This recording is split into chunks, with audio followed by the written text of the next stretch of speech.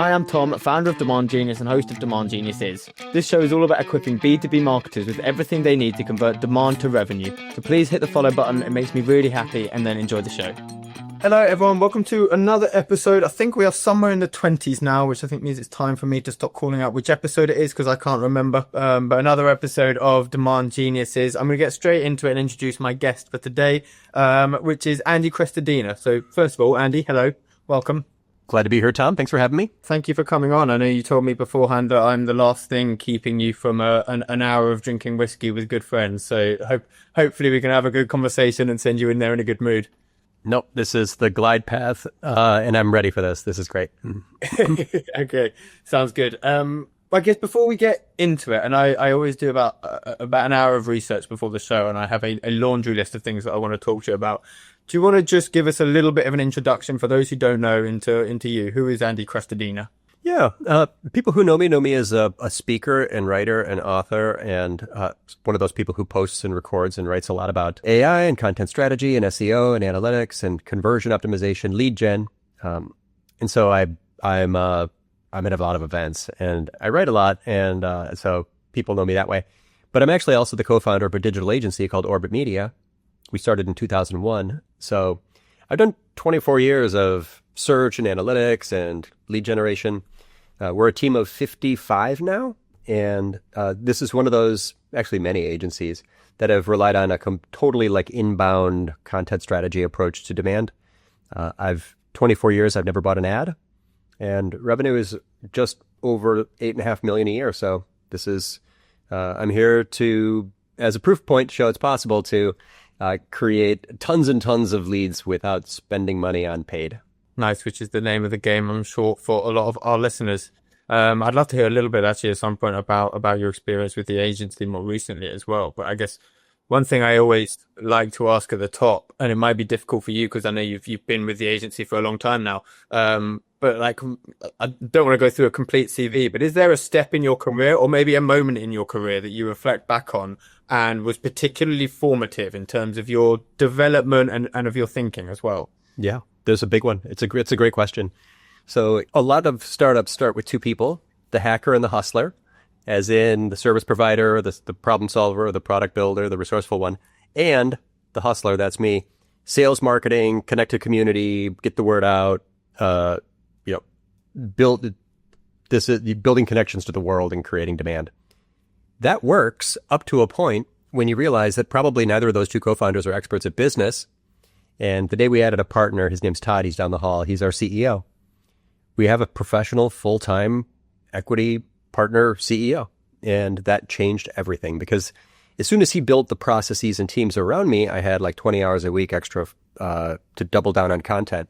And that's when I wrote a book, started a monthly event, launched an annual conference, doubled my publishing frequency, and we grew dramatically right after that. So I think that it's actually unlikely that a founder is an expert at business and a likely good CEO. Talking to you, Mark Zuckerberg. And taking off that hat and letting the pros do that was a huge inflection point, made a big difference. I thought you were going to say, I'm talking to you, Tom, for a second there. I was like, oh, God, he's coming for me very end of this conversation. I think Zuck's a great example and a weird example of like someone who's like, I'm going to run the whole thing forever. It's like, I'm sure he's got an excellent board and that company seems to be successful. So, no, but that's, it's a big difference. I think it's a big difference. It's an acknowledgement. It's self-awareness and it's acknowledging your strengths and weaknesses. And I was never a pro manager of people. That's not what I do. I don't do it well. Yeah, well, that was what I was thinking, is it takes a lot of self-awareness and a lot of, like, a lack of ego to be willing to found a company and let someone else come in the kind of head role, right? Which is cool, but it sounds like a decision that you're very happy that you made. Yeah, it wasn't that hard for me. I'm not like a super controlling guy. I wanted everyone to be happy. You could tell morale was low, productivity was low, margins were low, and growth was slow. And so now, and I was exhausted. I was spending all day talking to prospects and all night writing proposals, and it was not going well. So life's been better ever since that day. Yeah, well, I could talk about starting and building businesses all day long, but I think we've just established that's not what you want and that's not what our audience wants. So let's talk about marketing a little bit. So I guess, well, one thing that strikes out to me, right, it's a very long, very distinguished career that you've had in marketing. I think you said 24 years ago you started, you launched the agency. Like, my first question was like, how much do you think marketing has really changed over that time? Because there's a lot of noise, right? Personalization, automation, AI. Has all of this created fundamental changes in marketing, or is it noise? There's one huge fundamental change created by digital in general, the internet in general. And I think that when you talk about change, I think the most useful perspective is the change in the buyer or in the user, because that everything else flows from there. People love to talk about changes in technology. Think about the user and your prospect. Back in the day, like pre-internet era, there were very few ways for them to get information. They kind of had to talk to sales reps to get, the features and the options and the pros and the cons. And so there was a lot of connections between brands and prospects. What the internet did was it made it possible for people to do deep research on their options prior to contacting a company. People don't want to talk to a sales rep. People want to do all their research online. You watch anyone make any B2C decision for a product, and they're going deep into reviews and research, and the B2B buyer, absolutely true as well. So if the sales funnel got a little shorter and the marketing funnel got much bigger, so that I think is the number one change.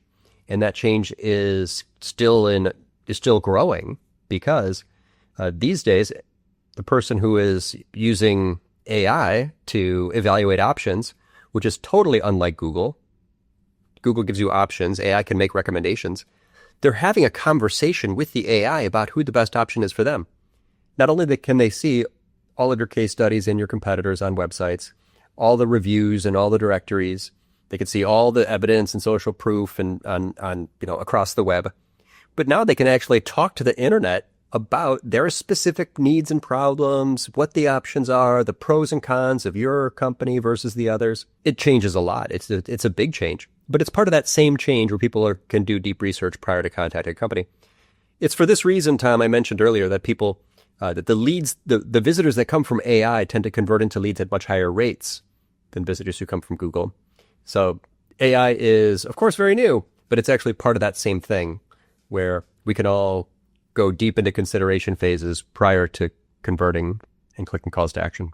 And how do you think then that impacts the way that a content marketer, or let's say more broadly, a B2B marketer think about search as a channel?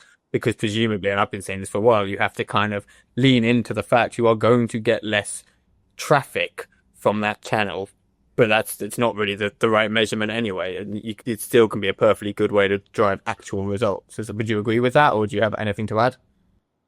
That's the main narrative. But I have two points of commentary on this. Traffic from search has been declining since 2019. This is an old conversation. Google's search engine results page features, SERP features, have been reducing click-through rates to websites forever. I have a weird hobby. I collect screenshots of Google search results pages. I have like 10 years of screenshots of Google search results pages, and I can show you side by side what it looks like then and now. That's why traffic is down. The AA overview is just one more SERP feature. The other thing is, I'm annoyed that everyone is reporting on top-line traffic without segmenting that traffic into information intent visitors. They land on articles, and commercial intent visitors. They land on home pages and service pages. So please, everyone, stop posting your top-line traffic reports in LinkedIn. My stream is filled with it. Segment that traffic first and then report on it, because it's a lot more meaningful. You're probably showing a decline in traffic to some silly blog post you wrote that ranked super high for 8 years and now it's down. That no one cares. You shouldn't care. That visitor did not want to go to a website anyway. Okay, I've rant over. Tom, here's the real answer to your question. How do we adapt? If SEOs are actually not super well positioned to adapt to this change, because SEOs have always just focused on visibility, and you'll hear it every day. What about AI visibility? That is too narrow a perspective. Your job is to train the AI to be a sales rep for your brand. That means proof points, case studies, evidence, trust, testimonials, awards, all those things that are conversion focused that the SEOs always sort of abdicated to UX and copywriters, conversion copywriters, are now part of the job. If all those happy stories and proof points are not scannable to the AI and ingestible to the AI as text, then the AI may include you in the mix, but it will recommend someone else. So SEOs need to understand that it's not about AI visibility. It's about getting AI to recommend you. AI goes deeper into the funnel. It's part of the consideration phase.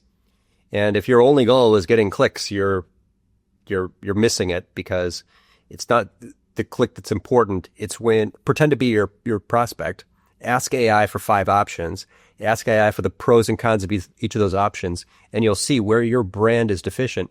It's partly brand marketing. It's partly conversion. It's partly sales marketing alignment. And none of these things are things that SEOs ever thought about. I love that phrase, train the AI to be your sales rep. I think that is a very, very good way to look at it. That creates a much more kind of, I desperately am trying to avoid using holistic. The word. Yeah, I hate it. I just said that. Well, that's kind of it, right? I mean, it's not, yeah, it's deeper into the funnel. I don't know if it's holistic because the conversion still happens on your site. No one's letting AI decide which podcast production company to, but they're going deeper, that right. By the time they click, they're more ready. So it is more holistic, but it's not complete. That's pretty funny. You thought of that word too.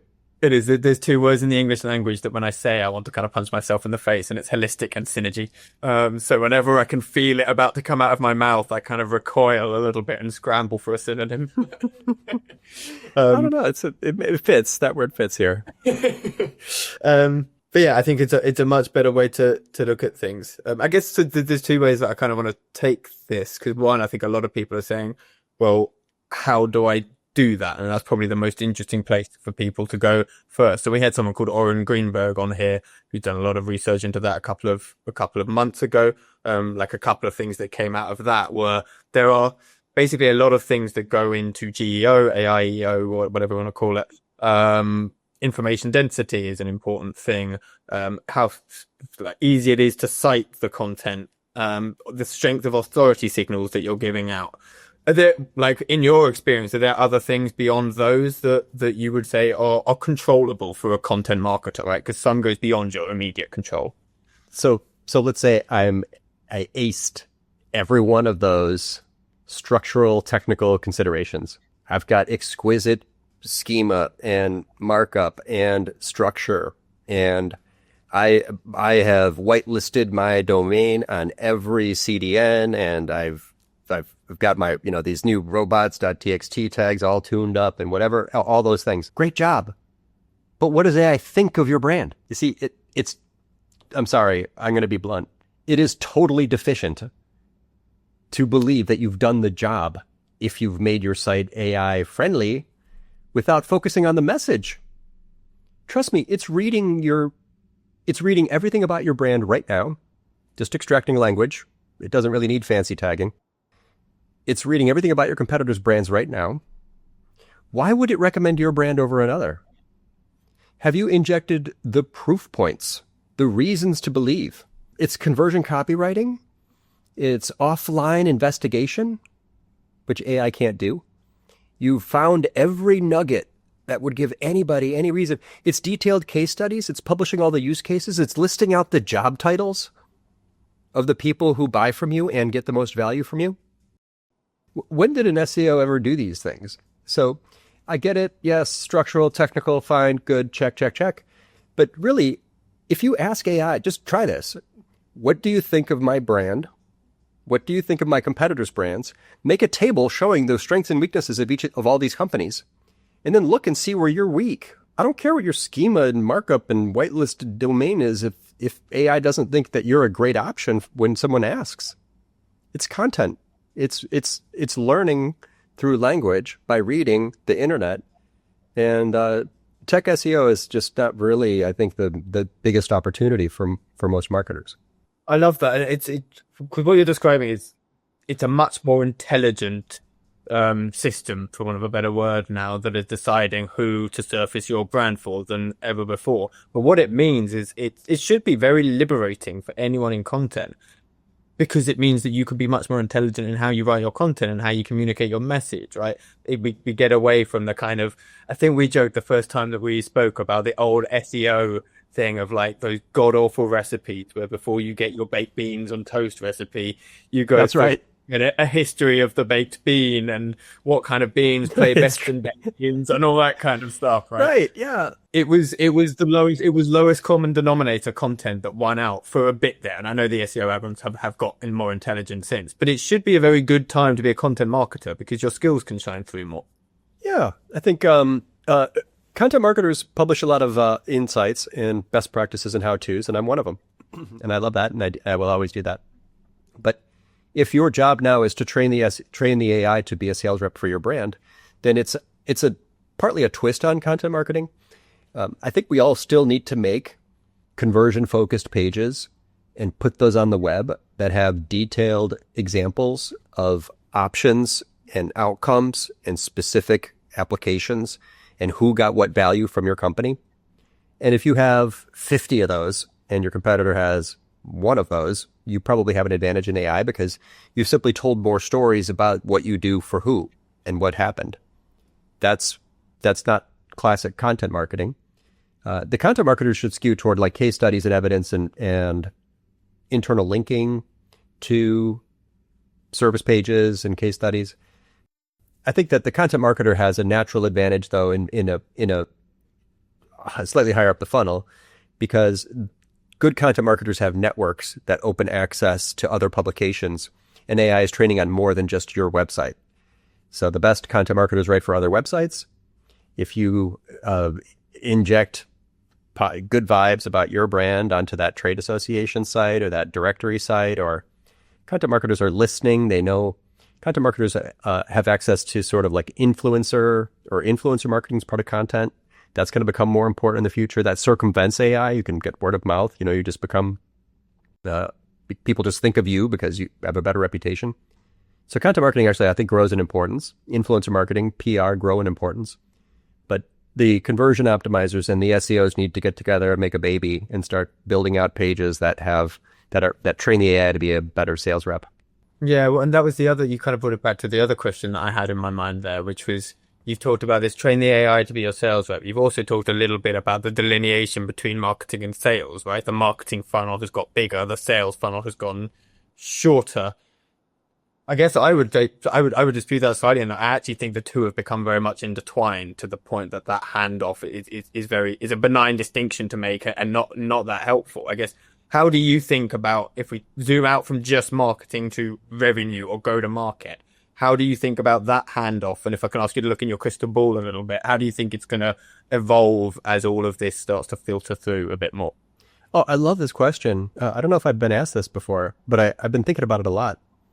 So from this direction, from the prospects direction, the internet in general and AI specifically make it much easier to research your decision prior to landing on a website or talking to a rep. So you're just a much more informed, educated buyer. And then from this direction, AI actually creates opportunities for sales reps to help find those ideal clients through AI. So there are tools where you can give it a giant list of companies, and then it will enhance the data, narrowing down by saying, for example, first, score them or disqualify the ones that are not in my geography, score them or disqualify the ones that are not in my revenue range. These industries, these criteria, people that have had recent investment, there's tools that people are now using to narrow down prospect lists to really wait, these are the 11 I need to talk to right away. So we're going to meet in the middle, but there are tools. I'm doing things now where I can take like a big list and be like, wait, these are exactly the ICP clients. And that's an AI. Those are AI methods that do that data enhancement, qualifying and disqualifying. It's exciting. Yeah, well, and it's interesting because you talked about how the content marketer is becoming more and more important, and I come actually from an enterprise sales background. I'm a recovering sales rep myself, and that's really what got me into building Demand Genius and looking into how content can be used more intelligently further down the funnel in B2B. Basically because no one wanted to talk to me anymore, and I don't think it was just me. Time will tell. But so I have the same opinion for different reasons. The content marketer is becoming an incredibly important skill set because all of that great efficient research that a sales rep can do now is fantastic. But I think the way of engaging with them going forward is going to be very different because 75% of buyers don't really want to talk to a sales rep anymore. Yeah. So that changes, again, the content marketer job, but in a way that makes it so much more important and moves it a lot closer to the kind of sharp, pointy end of the revenue function as well. I love that. And I think that a lot of content marketers miss that. I mean, so they tend to not hang out that much, the sales team and the content team.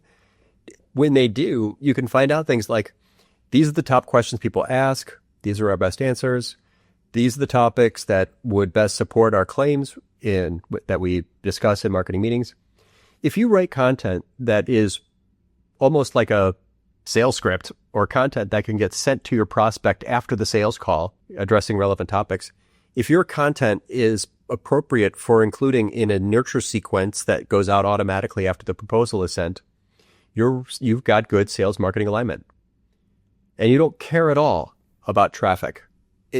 One visitor is great because that's the visitor who's in your pipeline. The way the internet works, we're just so enamored by numbers, and there's reports everywhere and followings and traffic. But really, if you're sales marketing aligned, you're just obsessed with quality. And I mean, you could analyze your pipeline today. There's 12 companies in there. 8 of them have this specific concern, and we've never written about that. Pause the whole content program. Write a super detailed piece with influencer quotes and data and links to case studies and then send that directly to the prospects in your pipeline.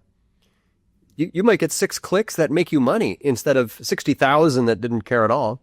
No, 100%. And there's a couple of ways. So there's huge opportunities to do that through just good old communication. Also, these days you can be piping gong calls into an LLM that, spits out the summary of all the sales calls. It means that as a content marketer, you actually understand what are the things that are coming up. And the big advantage is increasingly as search behavior means that the people arriving on your site are typically much further down the funnel later in their journey. That's also how you find out the long tail keywords that you need to be targeting in order to hook those people in. So I think it's a huge opportunity. And then the other element is what we work on, which is using the data to find that as well. But you said it, because I think one of the challenges that you have, if I put myself in the mindset of someone listening to this, is like, okay, great. So yes, I can get those 6 people, but I damn well better be able to prove that it's the 6 people who bought. Like, how do you think about measurement as a content marketer? And I guess a little bit, not as a CMO, because as a content marketer, you have to be conscious of it. Sure. Well, I'll split the measurements into 3 big groups. There's the sales, the best marketing metrics are in your CRM. So not just form submissions, but marketing qualified leads. And what percentage of which types of leads from which categories or industries are most likely to close. Those are your most important metrics, because the closer you get to the money, the more valuable the metric. So then when you move up into the website visitor behavior metrics, Google Analytics, I'm inside analytics every single day of my life. I teach it all the time. There you're basically measuring 2 main things. It's the conversion rate and the traffic, but neither of those are meaningful on their own. So you need to segment them down. So conversion rates, even better, click-through rates on calls to action from which pages. Any improvement to any page focused on trust should improve the click-through rate on the call to action. Very few marketers can tell you the click-through rates in their calls to action, but it's in the path exploration in GA4. Traffic, as I said, you need to segment that to exclude the information intent visitors reading articles. If you want to be close to demand and actually measure like the traffic to the key pages, look at traffic to every one of your key money pages. Most sites have like 6 of them. They're not that many often. And see if traffic up or down per traffic source. Okay, we'll move on past that to the 3rd category, which I would just say are brand marketing metrics. These are things that just that people are becoming aware of you. For me, my LinkedIn newsletter is my best brand play. I've been writing articles there for maybe 4 years, and it's got 250,000 subscribers. That sounds great. I'm not trying to get any sort of attribution from that. That's just making our company visible. And the fact that I don't know or care what percentage of people read those and then clicked. There's brand marketing, there's performance marketing, and there's sales marketing alignment. So there's different metrics for each. And our focus changes. You should step back and think about what you're working on today and focus on what matters for each of those 3 separate channels. And who do you think should do this? Because I think what you're saying is there needs to be a lot more data literacy and a much more deeper, more contextual look into what is good performance and stop trying to boil it all back to one metric, which I think is eminently sensible. We just did with a community called Superpath, who you might know. We did an attribution report with them, and what I found is 23% of content marketers feel self-sufficient when it comes to data and measurement and attribution. Like, do you think that's something that a content marketer at the execution level needs to upskill themselves, or do you think it's something that organizationally we need to invest in doing for them better? There's a lot of people who disagree with what I'm about to say. Great. It'll play great. Yeah. The insight you're looking for in Google Analytics, click-through rates on calls to action, search traffic per URL up or down. I could count. Many of these things you can literally discover in maybe 6 clicks. You want to hire someone to do that for you? Or just learn which 6 clicks will get you the insight you need. I think drivers need to look at the dashboard and know how much gas they have and how far how fast they're going. And I think marketers need access to and the basic skills to know where to look to just find out the impact of that action. I did a 1-hour mini masterclass of GA4 yesterday. I showed exactly where to click to get which insight. And if I went back and counted the clicks, and there's not that many sort of types of analysis you need to do, maybe 5 of those different things you should learn. And you'll be more comfortable, you'll be more valuable, you'll be more hireable if you're in transition, if you know where to look up the impact of your actions. It's like, should athletes be able to see the scoreboard? Or should they have to go to the sidelines and ask a scoreboard expert what the score is? It's a weird idea. I don't know. It's so accessible. It's not mysterious. Invest in your skills. I don't know why you wouldn't. It's strange to me. Well, that was because I completely agree with you. Why, when you say a lot of people out there won't agree with this, why? Yeah, well, the objections to that are somewhat valid. Andy, those few things are insufficient. There's more to it than just those few metrics that you're talking about. We could teach everyone on the team to do each of those things, but what about the other things? Okay, I'm not trying to solve every problem. I'm just showing a conversion copywriter where to look up the call to action on click-through rates on the page they just rewrote. So when a common objection in business in general is the conflator who attaches other things to the goal, that makes it much, much harder to solve problems. If you conflate the issue, you're going to have a more difficult time solving.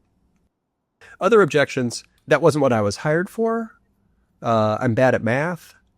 I got into marketing to be creative. They won't give me access. The percentage of marketers that use GA4 has basically stayed the same for the last 10 years. I do a survey about this. There's a gap there still. And then what's funny is people, they sort of said, oh, I'm going to abdicate that. That's someone else's job. And then a year and a half later, when I see them on LinkedIn and they say, hey, do you know anybody who's hiring? I'm in transition. Like, if you had a GA4 certification, it'd be a lot easier for me to refer you to people. And it takes about an hour to get that. Which puts it into perspective. It's the I'm bad at math one infuriates me. Like, I'm not a mathematical genius by any means. I was always more comfortable at school. Me neither. Essay type topics, because there's no right answer. Me too.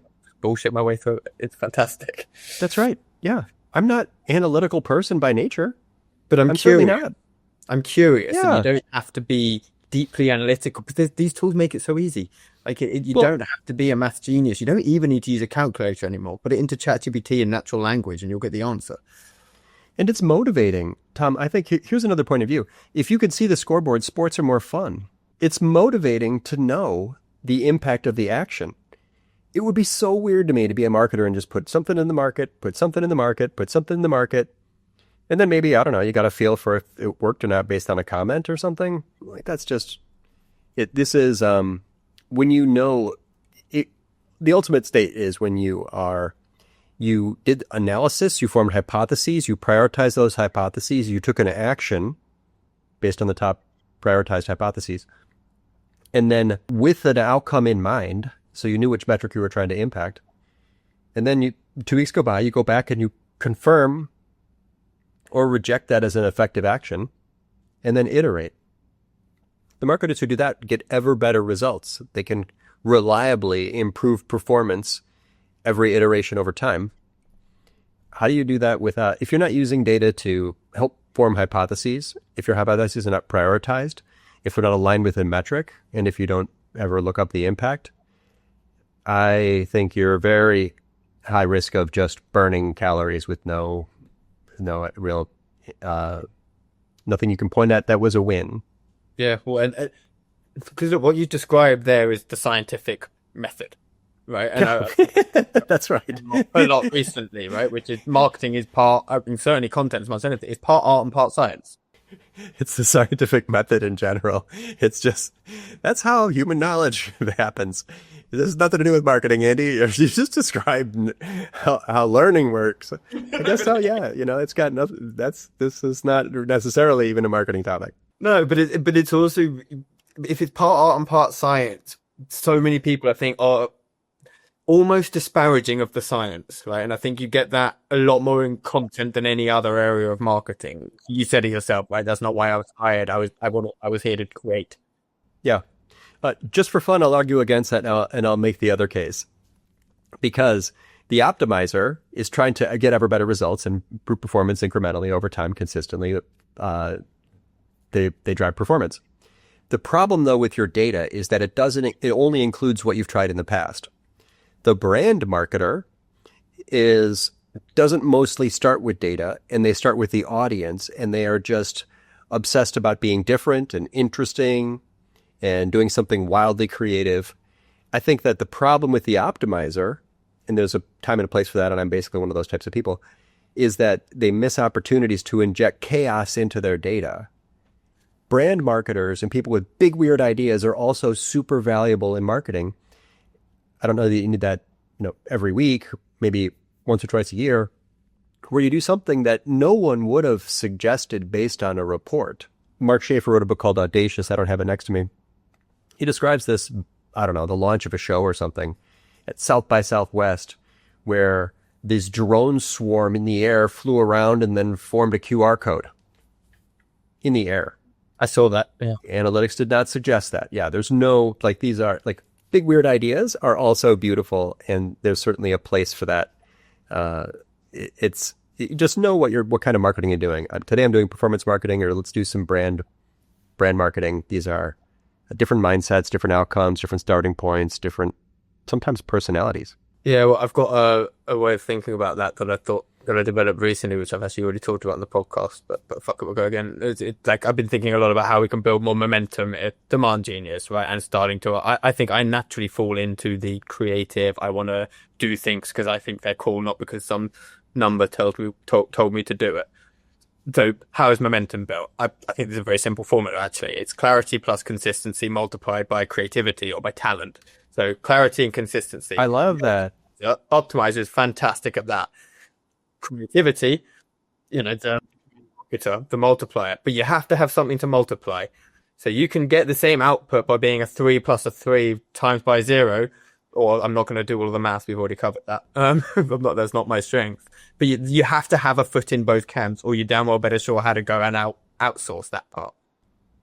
Bravo, sir. Well said. I agree completely. You have in one formula encapsulated those key inputs. Creativity is a multiplier. And there are brands that are just too boring, and they're consistent, and they may grow, and they may close deals, and they know what people need, and they're focused on their niche. But there is, at least once in a while, do something weird. It's fun.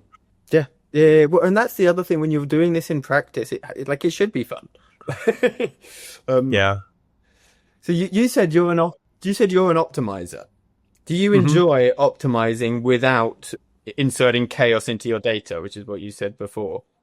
Yeah. I did a post about this years ago. I said there's two kinds of marketers, the 10% marketer and the 10x marketer. And the optimizer is the 10% marketer, and the game changer, the branding person, is the positioning. That's the 10x marketer. I don't really inject chaos into my data, but I do things that don't rely on data at all. For example, I have an annual conference it doesn't need metrics. It's 100 people. It sells out every year. I've done it for 10 years. It's downtown Chicago. It's lovely. It's called Content Jam. I have a monthly webinar. I don't really know how many people, I don't really care. Like it's not about, it's more about networking and relationships. I host a monthly happy hour. I meet these people. I told you, Tom, I'm there every Friday. You started by, so a lot of my offline marketing efforts, my networking conference, I present it. I do maybe 100 presentations a year if you count webinars. I'm in this time of year. I'm in like 2 cities a week. It's I'm not looking for attribution, so I do all kinds of things where I don't really look for attribution or measure impact, or I'm not counting leads, or how many people are in the room, or trying to get people to download something from a QR code on a slide. But no, I don't really do that many weird things. Not enough. You point out a deficiency in my program for sure. Well, we all have it, right? And I'm guessing there are other folks in your team maybe that are more indexed towards that and that help inject more of the creativity. Well, I mean, I'm really, there's only 1.5 marketers here. Amanda, who's our marketing director, and me. Our team's mostly heads down on projects. They're just trying to drive outcomes for projects. They're obsessed with, we'll do 30 high-performing B2B lead gen sites a year. We have 30 retainer-based clients where we're getting ever better results through optimizing. But no, I think actually I'm an example of a brand that doesn't really do, we're just differentiated sort of through the consistency and quality, and that's sufficient. We grow anyway. I don't have any big brand plays. I don't think there's anyone else here that does either. We're just the steady player that you've seen 100 times over many years. And if you ask around, you'll find thousands of people who say, yeah, you're insane not to talk to those guys. That's our go-to-market, and it works. But it's more like a train. It doesn't ever take off. It just goes, it's steady performance, consistent performance. I don't have the multiplier you mentioned at the end. Yeah, well, it's interesting. It makes me think, so there's a difference in the type of business you're building there, right? Which is an agency versus, and a lot of people listening to this will be working at SaaS companies and AI companies. Right, yeah. I always think of venture capital as like corporate steroids, right? We're building business through ridiculous measures that are not sensible at all, but because someone's given us the juice. But I think there's always a tendency in that environment to neglect the optimizer in favor of, what did you call it, the game changer, right? Because that's what everyone's shooting for, is the rule. But I don't know if there's a question there. I'm just thinking out loud. Well, SaaS is a crazy, weird corner of the internet, and it's insular, and people in that community are very much enamored by things like category creation and launch and big ideas. And I fully appreciate that. But remember, like 90% of the economy is other categories. And if you can build a huge business by doing 100K marketing programs, digital programs for the manufacturing category, and each of those projects makes them $1 million. So the SaaS world is very much driven on these certain playbooks, and there's a lot more to life than that. If you reach out more broadly and just talk to more marketers, there's like just huge categories that you've never heard of, where marketing teams are making enormous difference for their clients. So I think the SaaS thing is, people in SaaS need to remember that the things that they prioritize and do are very different from what most marketing looks like. I'm going to give you a very annoying hypothetical, or not, maybe not a hypothetical, but a binary choice. Which do you think is more fun? Do you think marketing is more fun with a small budget or with a large budget? I've never really had large budgets, and I think, but I'll tell you where I think marketing is fun. If your client has a lifetime value of customer of $10 million because they sell some big fancy machine or big services, and you can build something for them that improves their conversion rate and increases marketing qualified leads, you can literally create hundreds of jobs by building a better website for a brand. Marketing is really, really fun when the impact of the marketing, the scoreboard, is visible and the scores are big. It's really hard to make millions of dollars for certain brands, right? The thing they sell is too small, or they're not well positioned in their niche. But I meet companies all the time where it's like, my mouth waters. We're going to kill it for you. This is huge. Like you have everything in place. Your margins are high. Your prices are good. Your brand is good enough, but your website and digital is crap. Just let me fix this. Hold my beer. You're going to have way more leads in 3 months if you give me, if you let us fix this for you. That is really, really fun. I could give you tons of examples of like weird niche categories where you've made millions of dollars, and you would just watch the companies grow. They literally they have to hire. You can grow that corner of the economy. But that's really interesting because you just described where marketing is fun for an optimizer, right? Because for the conditions that you need to enjoy yourself is you need pre-existing scale, because then you can move a percentage point and watch that trickle through and sit back and look at your dashboard and have your whiskey. Someone who is more of a game changer type mindset, they can't, because suddenly all of that scale it's a straitjacket to them, right? Because with the scale comes the rules and the bureaucracy and stuff like. Tom, I showed my true stripes. I am an optimizer till the end. Give me any brand, any page, any keyword, any conversion, and I can improve it. I'm 100% confident that I can make money for anybody almost. Like I need AI to do it. I need a couple tools. It takes me a couple hours. But the brand marketer, with a sufficient budget, I'm sure you've had other guests that would be super excited to tell you about the giant inflatable gorilla they made, or I don't know. I'm just trying to think of like, something where they took over, the flash mob, or I've seen really fun things, and I love when brands do them. One time this company said, hey, like we're including influencers in this book. Give us your favorite recipe. They made a cookbook. They sent me an apron. They made a show about food to promote a SaaS product. Like, okay. The risks are higher up there. That was a very expensive program. It was a beautifully printed book. It was like a real cookbook. But it's not I'm probably better for other questions than big brand ideas. You should talk to Mark Schaefer or April Dunford, or Jay Akunzo or Drew Davis. These are people who they're my friends. I love them, and I never miss a chance to get a whiskey or have dinner. But they know me for who I am, and I fully appreciate who they are. Yeah, I love that. Look, I had loads of other questions, but we're drawing towards the end of our time. So what I'm going to do, I'd like to move on to a couple of quick fires now, that we always do towards the end. So first one that I'm going to give you is, what's an AI use case or an AI tool that you just absolutely love, that blew your mind a little bit?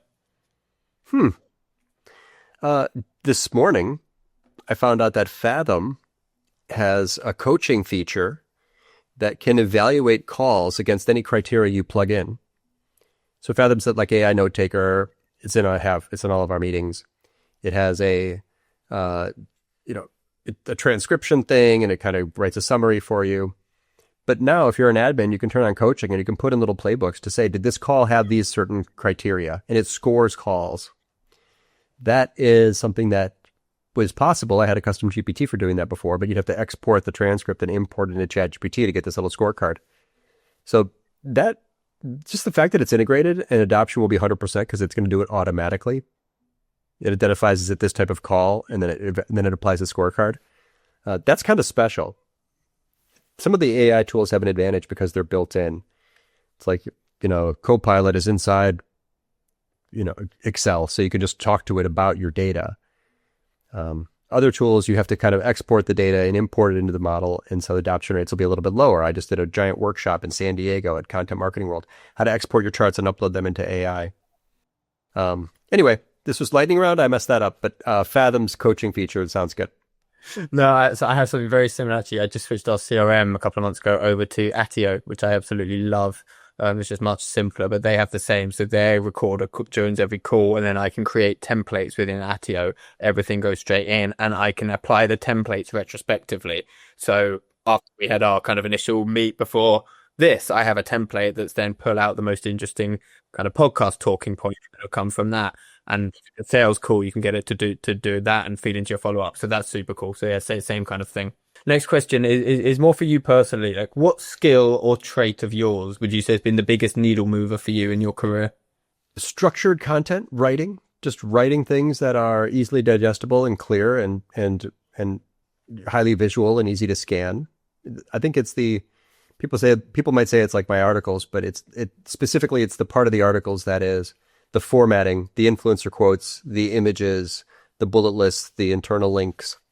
That's been 15 years of publishing one of these every other week. And, we have 3.5 million readers a year. It's just because of that. I had, now I'm ruining the quickfire format, but I had Timmy Olotu on, who's one of my good friends, who's a CRO at a company called Charlie HR, but he started out as a copywriter. I think it's not his quote, but good writing is good thinking, and that's why good writing is hard. But it's something that's come out of a lot of these conversations with content folks on this podcast, is they're so structured and organized in how they think, and it's really, really impressive. And you can tell it comes from the discipline of the fact that they've had to. It's in horrible contrast to me, who just throws stuff out there and sees what sticks. But it's not just writing. There's a famous quote, Eugene Schwartz, copywriting legend from like the pre-internet days. He said, "Great copy's never written; it's assembled." Nice. Yeah, that's good. Right, and then next one, last one, before we get into a couple of just recommendations. I always think, so you've come across as quite intelligent over the course of this conversation, and now I just want to tear that down to everyone. Great. Let's dispel that notion now. What was the biggest fuck up that you made in your career? Like the heart stopping moment? I bombed on stage once by changing my topic after I got to the event. Everyone who came into the room had a certain expectation from what was in the program. And because I'd been like the top rated speaker the year before, the organizer said, "Sure, do whatever you want." So I changed my topic, got on stage and said, "Yep, great. I'm going to be shifting focus here a little bit. I'm going to talk about X instead of Y." And the energy died and never came back. Like people just started walking out. It wasn't even a good topic for me. Like I couldn't answer their questions. I have crashed and burned live and publicly and learned a lot from it. The job of the presenter is to meet then exceed expectations. And you can't do that if you do a hard pivot on your way up the stairs. Doesn't work.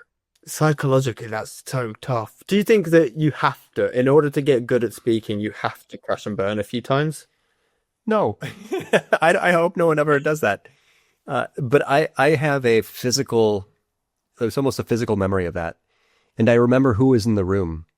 And when I see them, they give me grace, and they forgot that long ago. And I've given hundreds of presentations since then. Many of them have been at. But I know who saw me. Sin. Like it was like a lie. Like you actually didn't deliver the thing you were supposed to do. So, but hey, I mean, that's not even the biggest mistake I've made in my life. That was just a speaking mistake. So resilience, key skill, key attribute. I like that. And then just before I let you go, is there a recommendation you have for all of the listeners in terms of like a book they should read, a podcast that they should check out, a thought leader, either one of them? What would you recommend? I haven't been asked that in a while. I've been thinking more recently about a book I read a long time ago called Deep Work. It's about focus, and the people who learn the most and who are best suited, best prepared for the future of the economy are the ones who can remain at maximum cognitive intensity for longer. If you can stay focused for 90 minutes instead of 20, you're going to win, because everyone else is distracted. Make your phone super boring, delete Facebook, Instagram, and TikTok. And when you start working, don't get out of your chair until you have really stayed very focused for an hour at least. That's one of my strengths, actually, is I can work for long durations without distraction. Really deep work. It made a difference for me. Yeah, I like that. As a person with ADHD, that's both a strength and a weakness. You're really bad at controlling when that happens, but when it happens, it's kick-ass, and you go for like 5 hours down some rubbish. The flow state. Get into the flow state. Yeah, I'm not very good at choosing when I get into a flow state, but when it happens, it happens.